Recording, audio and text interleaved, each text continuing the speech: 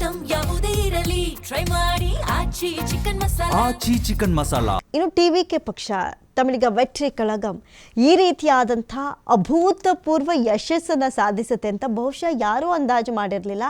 ಇಲ್ಲ ನಾನು ಕಾಂಪಿಟೇಷನ್ ಕೊಡ್ತೀನಿ, ನಾನು CM ಕಚೇರಿಯಲ್ಲಿ ಕುಳಿತುಕೊಳ್ತೀನಿ ಅಂತ ಹೇಳಿ ಭಾಳಷ್ಟು ಭಾಷಣಗಳನ್ನು ಅಬ್ಬರದ ಪ್ರಚಾರಗಳನ್ನು ಮಾಡಿದಂಥ ಸಂದರ್ಭದಲ್ಲೂ ಇದು ಜಸ್ಟ್ ಕನಸಿರಬೇಕಷ್ಟೇ ಅಂತ ಹೇಳಿ ಬಹಳಷ್ಟು ಜನ ಟ್ರೋಲ್ ಮಾಡಿದ್ದು ಉಂಟು. ಆದರೆ ವಿಜಯ್ ಅದರಲ್ಲೂ ಕೂಡ ಈ ಬಾರಿ ಬಳಸ್ಕೊಂಡಿದ್ದಾರಲ್ಲ ಅವರು ಸೋಷಿಯಲ್ ಮೀಡಿಯಾ ಪ್ಲ್ಯಾಟ್ಫಾರ್ಮ್ನ, ಅದು ಭಾರಿನೇ ಪ್ಲಸ್ ಆಗಿದೆ.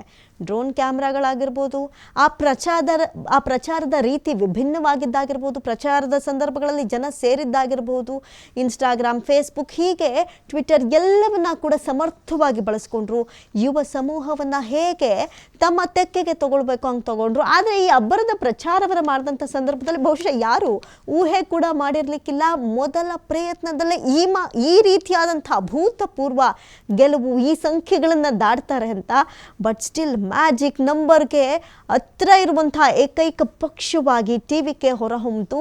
ಸೊ ಇದು ಒಂದು ರೀತಿಯಲ್ಲಿ ಅವ್ರ ಕುಟುಂಬನೇ ಭಾರಿನೇ ಸಂಭ್ರಮಕ್ಕೆ ಶೀಟಿ ಹೊಡಿತಾ ಇದ್ರು ಮನೆಯಲ್ಲಿ ಕೂತಂಥ ಕುಟುಂಬಸ್ಥರು. ಅಷ್ಟರ ಮಟ್ಟಿಗೆ ಇದು ಒಂದು ರಿಸಲ್ಟ್ ಕೊಡ್ತು. ಜನ ಸಿಕ್ಕಾಪಟ್ಟೆ ಖುಷಿಯಾಗ್ಬಿಟ್ಟಿದ್ದಾರೆ. ಅದರಲ್ಲೂ ಕೂಡ ವಿಜಯ್ನ ಅಭಿಮಾನಿಗಳು ಕೇಳಂಗೆ ಇಲ್ಲ, ಭಾರಿನೇ ಸಂಭ್ರಮ ವ್ಯಕ್ತಪಡಿಸಿದ್ರು. ನೀವು ಸ್ಕ್ರೀನ್ ಮೇಲೆ ನೋಡೋದಾದರೆ ಅವ್ರ ಫ್ಯಾಮಿಲಿ ಅಂತೂ ಒಂದೊಂದು ಸಂಖ್ಯೆ ಹೆಚ್ಚಾದಾಗಲೂ ಕೂಡ ಭಾರಿನೇ ಎಂಜಾಯ್ ಮಾಡ್ತಾ ಇದ್ರು. ಹಾಡು, ಡ್ಯಾನ್ಸು, ಅವ್ರ ತಂದೆ ಕೊಡ್ತಂಥ ಸ್ಟೇಟ್ಮೆಂಟ್ಸ್ಗಳು ಭಾರಿನೇ ಖುಷಿಪಟ್ಟರು.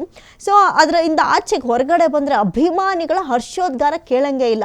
ಅದೊಂದು ಕರೂರು ಕಾಲ್ ತುಳಿತ ದುರಂತದ ಘಟನೆಯೊಂದು ಬಿಟ್ಟರೆ, ಆ ಒಂದೆರಡು ಕಪ್ಪು ಚುಕ್ಕಿಗಳನ್ನ ಬಿಟ್ಟರೆ ಇನ್ನೆಲ್ಲೂ ಟಿವಿಕೆ ಪಕ್ಷ ಎಡವಟ್ಟು ಮಾಡ್ಕೊಳ್ದಷ್ಟರ ಮಟ್ಟಿಗೆ ಅಬ್ಬರದ ಪ್ರಚಾರಗಳನ್ನು ನಡೆಸಿತು. ಪ್ರಚಾರದ ಸಂದರ್ಭದಲ್ಲಿ ಸೇರಿದಂಥ ಜನಸ್ತೋಮ ಇದೆಯಲ್ಲ, ಅದು ಡ್ರೋನ್ ವಿಜುವಲ್ಸ್ಗಳಲ್ಲಿ ಸೆರೆ ಸಿಕ್ತಲ್ಲ, ಅದ್ರ ಖುಷಿನೇ ನೆಕ್ಸ್ಟ್ ಲೆವೆಲ್ ಇತ್ತು.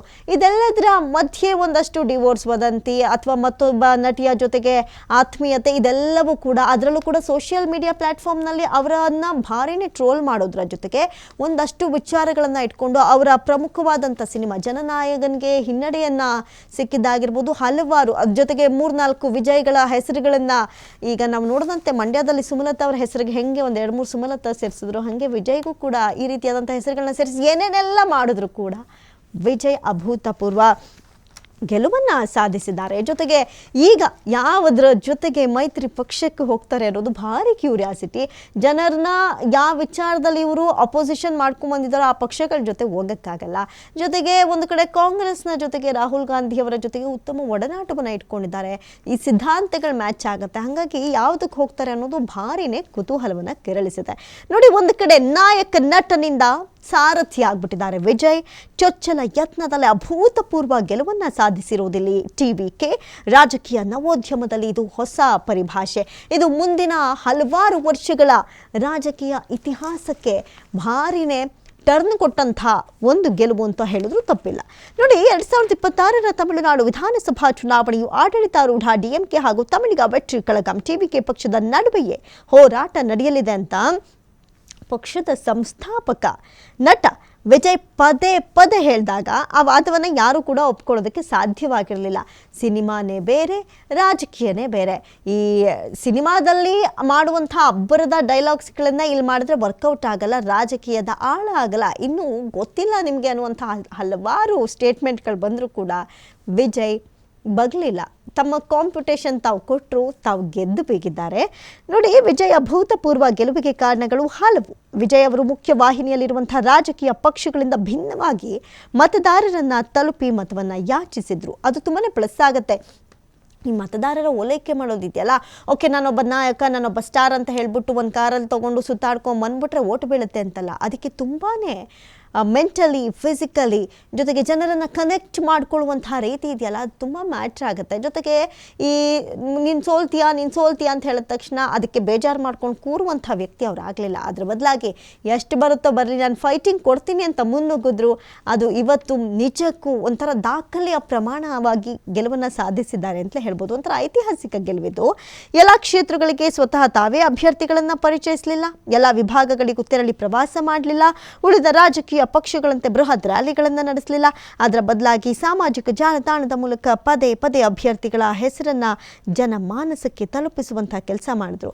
ಇತ್ತೀಚೆಗೆ ಈ ಮೊಬೈಲ್ ಅಥವಾ ಸೋಷಿಯಲ್ ಮೀಡಿಯಾ ಇದೆಯಲ್ಲ, ಅದು ಎಂಥವರನ್ನ ಬೇಕಾದರೂ ಇಮಿಡಿಯೇಟ್ ಆಗಿ ಮೆಂಟಲಿ ತನ್ನತ್ತ ಸೆಳೆಯುವಂಥ ಕೆಲಸ ಮಾಡುತ್ತೆ ಅನ್ನೋದಕ್ಕೆ ಇದು ಪ್ರಮುಖ ಸಾಕ್ಷಿ ನೋಡಿ. ಸೋಷಿಯಲ್ ಮೀಡಿಯಾ ಪ್ಲ್ಯಾಟ್ಫಾರ್ಮ್ನ ಯಾವ ರೀತಿಯಾಗಿ ಬಳಸ್ಕೊಂಡ್ರು ಅನ್ನೋದನ್ನ.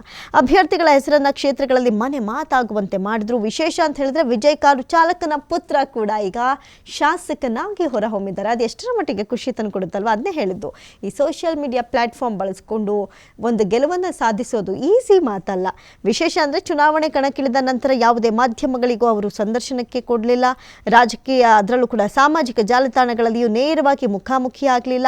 ಇದಕ್ಕೆ ಭಿನ್ನವಾಗಿ ಯುವ ಮತದಾರರ ಮೂಲಕ ಅವರ ಪೋಷಕರ ಮತಗಳು ಟಿವಿಕೆ ಪರ ಮತ ಚಲಾಯಿಸುವಂತೆ ಮನವೊಲಿಸುವಲ್ಲಿ ಯಶಸ್ವಿಯಾಗಿದ್ದಾರೆ ಅಂತ ರಾಜಕೀಯ ತಜ್ಞರು ಇದನ್ನು ವಿಶ್ಲೇಷಿಸ್ತಾ ಇದ್ದಾರೆ. ವಿಧಾನಸಭೆ ಚುನಾವಣೆಯಲ್ಲಿ 85% ಮತದಾನ ನಡೆದ ತಕ್ಷಣವೇ ವಿಜಯ್ ಮಾಮ ಅಂತ ತನ್ನನ್ನು ಕರೆದುಕೊಂಡ ಅವರು ಕುಟುಂಬಕ್ಕೆ ಮಾರ್ಗದರ್ಶನ ಮಾಡಿದ ಮಕ್ಕಳಿಗೆ ಕುಟ್ಟಿ ನಂಬೀಸ್ ಅಂತ ವಿಶೇಷವಾಗಿ ಧನ್ಯವಾದ ಸಲ್ಲಿಸಿದರು. ಅದೇ ರೀತಿ ದ್ರಾವಿಡ ಸಿದ್ಧಾಂತ ತಮಿಳು ರಾಷ್ಟ್ರೀಯತೆ ವಿಚಾರವನ್ನೇ ಪಕ್ಷದ ಸಿದ್ಧಾಂತವಾಗಿಸಿಕೊಂಡು ರಾಜ್ಯದ ಮೂಲೆ ಮೂಲೆಗೂ ತಲುಪಿದ್ರು. ಇದು ಮುಂಬರುವಂಥ ಒಂದಷ್ಟು ನಾಯಕರು ಇಲ್ಲ ನಾವು ಗೆಲುವನ್ನು ಸಾಧಿಸಬೇಕು ಅಂತ ಹೇಳ್ಬಿಟ್ಟು ಅವ್ರ ಭಾಷಣ ನೋಡ್ಕೊಂಡು ನಾನು ಅದೇ ಭಾಷಣ ಮಾಡ್ತೀನಿ, ರಾಜಕೀಯ ಸಿದ್ಧಾಂತದಲ್ಲೇ ಹೋಗ್ತೀನಿ ಅಂತ ಹೇಳೋದಕ್ಕಿಂತ ಭಿನ್ನವಾಗಿ ಕೂಡ ಗೆಲುವನ್ನು ಸಾಧಿಸಬಹುದು ಅಂತ ತೋರಿಸ್ಕೊಟ್ಟಿದ್ದು ಇಲ್ಲಿ ನಟ ವಿಜಯ್.